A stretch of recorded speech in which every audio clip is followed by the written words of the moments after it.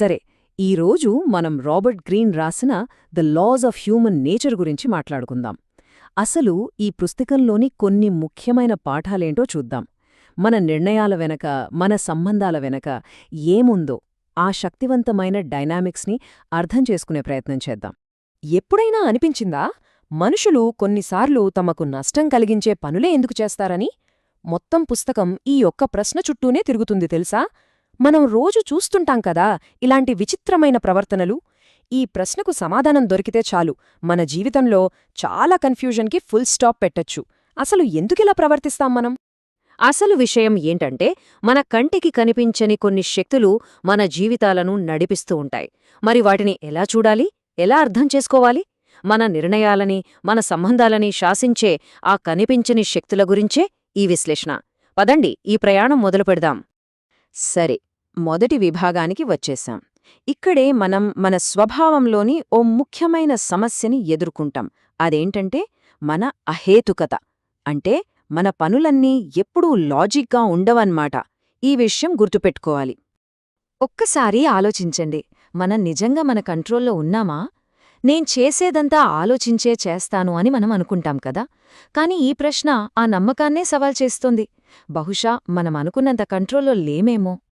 ఈ cobra effect కథ వింటే మీకే అర్థమవుతుంది. బ్రిటిష్ వాళ్ళు ఇండియాలో ఉన్నప్పుడు పాముల్ని చంపినవాళ్లకి బహుమతి ఇస్తామని ప్రకటించారు. మంచి ఐడియానే కదా. కాని జనాలేం చేశారో తెలుసా?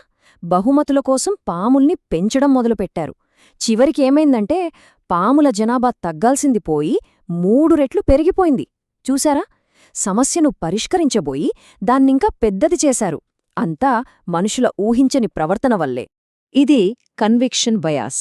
అంటే ఏంటంటే, ఎవరైనా ఒక విషయాన్ని చాలా ఇమోషనల్గా, గట్టిగా, నమ్మకంగా చెప్తే అది నిజమేనేమో అని మనం నమ్మిస్తాం. ఇది ఒక రకమైన మెంటల్ ట్రాప్ అన్నమాట. మన ఇమోషన్స్ బలంగా ఉన్నప్పుడు ఫ్యాక్ట్స్ పట్టించుకోం. సరిగ్గా ఇదే అదునుగా తీసుకుని ఇతరులు మనల్ని ఈజీగా మోసం చేయగలరు. ఓకే, సమస్య ఏంటో మనకర్థమైంది. మరిప్పుడు ఇతరులలో దీన్ని ఎలా గమనించాలి? మాటల వెనక దాగున్న నిజాల్ని ఎలా పట్టుకోవాలి? దానికి కొన్ని టూల్స్ ఇప్పుడు చూద్దాం. ఉదాహరణకు లిండన్ జాన్సన్ని తీసుకోండి. ఆయన తన తోటి సెనేటర్లను నమ్మించాలనుకున్నప్పుడు ఏం చేసేవాడంటే, వాళ్ల దగ్గరికి చొచ్చుకుపోయి వాళ్లనొక మూలకు నెట్టి జోకులు వేస్తూ చాలా నిజాయితీపరుల్లా నటించేవాడు. అంటే మాటలతో మభ్యపెడుతూనే బాడీ లాంగ్వేజ్తో వాళ్ళని కన్విన్స్ చేసేవాడనమాట. ఇక్కడ మాటలకి చేతలకి మధ్య ఉన్న గ్యాప్ స్పష్టంగా కనిపిస్తుంది. దీన్నే మిక్స్డ్ సిగ్నల్ అంటారు.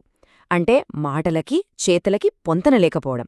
ఉదాహరణకు, ఎవరైనా మనల్ని పొగుడుతూ ఉంటారు, కానీ వాళ్ల ముఖంలో ఒక రకమైన చిరాకు లేదా వంకర నవ్వు కనిపిస్తుంది. లేదా జస్ట్ ఫర్ ఫన్ అంటూ సెటైర్లు వేస్తారు, కాని ఆ నవ్వులో ఒక బలవంతం కనిపిస్తుంది. ప్రజలు తరచుగా ఒకటి చెప్పి మరొకటి చూపిస్తారు. ఆ తేడాని మనం గమనించాల్సిన కొన్ని ముఖ్యమైన సంకేతాలేవంటే, సడన్గా సైలెంట్ అయిపోవటం, బలవంతంగా నవ్వడం, ముఖం వంకరగా పెట్టడం, కళ్లలో ఏమాత్రం ఆనందం లేకుండా పొగడటం, లేదా మరీ ఓవర్గా ఉత్సాహంగా నటిస్తున్నట్టు అనిపించడం. ఈర్ష్య, కోపం లేదా మోసం వంటి ఫీలింగ్స్ ఇలాంటి చిన్న చిన్న సిగ్నల్స్ ద్వారానే బయటపడతాయి. వీటిని గమనించడం మొదలుపెడితే చాలు, ఎదుటివాళ్ల అసలు ఉద్దేశాలు ఈజీగా అర్థమైపోతాయి. మిల్టన్ ఎరిక్సన్ కథ చాలా స్ఫూర్తినిస్తుంది. ఆయన ఒక థెరపిస్ట్. పక్షవాతం వచ్చినప్పుడు కదలలేకపోయాడు. కాని అప్పుడే తన కుటుంబ సభ్యుల ముఖాల్లోని హావభావాలను, వాళ్ల వాయిస్ని, బాడీ లాంగ్వేజ్ని గమనించడం మొదలుపెట్టాడు. అలా మాటల్లో చెప్పలేని నిజాలను చదవడం నేర్చుకున్నాడు. చూడండి, తన బలహీనతనే తన అతిపెద్ద బలంగా మార్చుకున్నాడు. సరే, ఇప్పటిదాకా ఇతరుల గురించి మాట్లాడాం. ఇప్పుడు ఫోకస్ మన మీదకు షిఫ్ట్ చేద్దాం. ఇతరులను అర్థం చేసుకోవాలంటే ముందు మనల్ని మనం అర్థం చేసుకోవాలి కదా. మనలోనే దాగి ఉన్న కొన్ని చీకటి కోణాల గురించి ఈ విభాగంలో తెలుసుకుందాం. మనం సాధారణంగా ఏమనుకుంటాం? పవరొస్తే మనుషులు మారిపోతారని. ఇది చాలా కామన్ బిలీఫ్. అధికారం చేతికి రాగానే మంచివాళ్లు కాస్త చెడ్డలాళ్లుగా అయిపోతారననుకుంటాం. కాని నిజం అది కాదు. పవర్ ఎవ్వరినీ మార్చదు. అది వాళ్ళు ఎప్పణ్నుంచో ఎలా ఉన్నారో బయటపెడుతుంది అంతే. ఒక భూతద్దంలా పనిచేసి వాళ్లలో దాగి ఉన్న అసలు క్యారెక్టర్ని మన కళ్ల ముందు ఉంచుతుంది. నిక్సన్ సహాయకుడు బాబ్ హాల్డమాన్ కథ చూస్తే ఈ విషయం ఇంకా క్లియర్గా అర్థమవుతుంది. ఇంటర్వ్యూలలో చూస్తే చాలా నిజాయితీగా తెలివైన వ్యక్తిలా కనిపించేవాడు. కానీ ఒక్కసారి తన గాల్ఫ్ కార్ట్ కనబడలేదని వెర్రెక్కిపోయి చాలా కఠినంగా క్రూరంగా ప్రవర్తించాడు. అప్పుడు బయటపడింది అతని అసలు స్వరూపం. ఒక్కోసారి ఇలాంటి చిన్న సంఘటనలే మనుషుల అసలు రంగుని బయటపెడతాయి. అసలీ షాడో సెల్ఫ్ అంటే ఏంటి?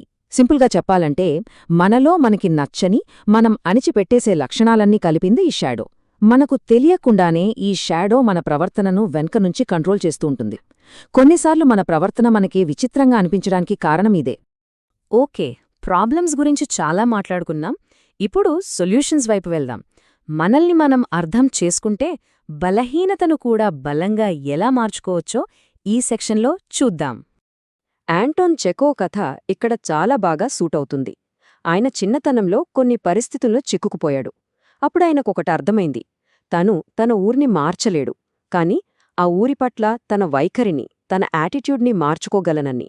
అంటే నిజమైన స్వేచ్ఛ బయట కాదు, మన లోపలే ఉంటుంది. మన లోపల ప్రపంచం ఎలా ఉంటే బయటి ప్రపంచం కూడా అలాగే కనిపిస్తుంది. నటి జోన్ క్రాఫోర్డ్ కథలో మనకు మంచి టెక్నిక్ దొరుకుతుంది. ఆమెకు కొన్ని బలహీనతలుండేవి. ఆమె చాలా సెన్సిటివ్, అందరి ప్రేమ కావాలని కోరుకునేది. సో ఆమె ఏం చేసిందంటే, ఫస్ట్ తన బలహీనతను ఒప్పుకుంది. తర్వాత ఆ సెన్సిటివిటీని డైరెక్టర్ల మూడ్స్, వాళ్ల అవసరాలు అర్థం చేసుకోవడానికి ఉపయోగించింది. ఫైనల్గా వాళ్ల ఫీడ్బ్యాక్ని వెంటనే అర్థం చేసుకుని వాళ్లకు కావాల్సినట్టు నటించడం మొదలుపెట్టింది. అలా ఆమె డైరెక్టర్స్ డ్రీమ్ యాక్ట్రెస్గా మారింది. తన వీక్నెస్ని తన స్ట్రెంగ్త్గా మార్చుకుంది. సూపర్ కదా? రైట్, ఇక చివరి భాగానికి వచ్చేస్తున్నాం. ఇప్పటివరకు నేర్చుకున్న వాటన్నిటినీ కలిపి ఒక చాలా ముఖ్యమైన సూత్రంతో ముడిపెడతాం. అదేంటంటే, మన పరిమితులను, ముఖ్యంగా మన జీవితానికి ఒక ముగింపు ఉందని అంగీకరించడం. మన జీవితం ఎప్పటికీ ఉండదు, ఇది చాలా చిన్నది అనే విషయం మనకు తెలిస్తే మన ప్రతిరోజూ చాలా క్లారిటీతో ఉంటుంది. అప్పుడు మన ప్రయారిటీస్ ఏంటో స్పష్టంగా తెలుస్తాయి. నిజంగా మనకు ఏది ముఖ్యమో దానిపైనే ఫోకస్ పెట్టగలుగుతాం. మన లక్ష్యాల వైపు మరింత పవర్ఫుల్గా ముందుకు వెళ్లగలుగుతాం. రచయిత్రి ఫ్లానరీ ఓకానర్ మాటలు వింటే గూస్బంప్స్ వస్తాయి. ఆమెకు ప్రాణాంతక వ్యాధి ఉందని తెలిసినప్పుడు కూడా ఒక కన్ను మూసుకుని చూస్తే ఇదంటా నాకొక ఆశీర్వాదమే అని అంది. అంటే తనకున్న తక్కువ సమయాన్ని, జీవితాన్ని మరింత ఎక్కువగా ఆస్వాదించడానికి ఒక అవకాశంగా చూసింది. నెగటివ్లో కూడా పాజిటివ్ని చూడటమంటే ఇదే. సో ఈ పుస్తకం నుంచి మనం నేర్చుకోవాల్సిన అసలైన పాఠం ఏంటంటే, ఒక గొప్ప జీవితమంటే క్రమశిక్షణతో కూడుకున్నది. అంటే మనం ఉన్నదానితో సంతృప్తి పడిపోకుండా మనల్ని మనం మరింత మెరుగుపరుచుకోవాలి. మన మీద మనమే పెద్ద డిమాండ్లు పెట్టుకోవాలి. నిజమైన స్వేచ్ఛ బయట నుంచి రాదు, మన లోపలి నుంచి, ఒక ఉన్నతమైన లక్ష్యం కోసం పనిచేయడం నుంచి వస్తుంది. చివరగా ఈ విశ్లేషణను మనందర్నీ ఆలోచింపజేసే ఒక ప్రశ్నతో ముగిద్దాం. ఇది మనల్ని మనం ప్రశ్నించుకోవడానికి, ఒక యాక్షన్ తీసుకోవడానికి ఒక పిలుపు. మనం నుంచి ఏం డిమాండ్ చేసుకోవాలి? ఆలోచించండి.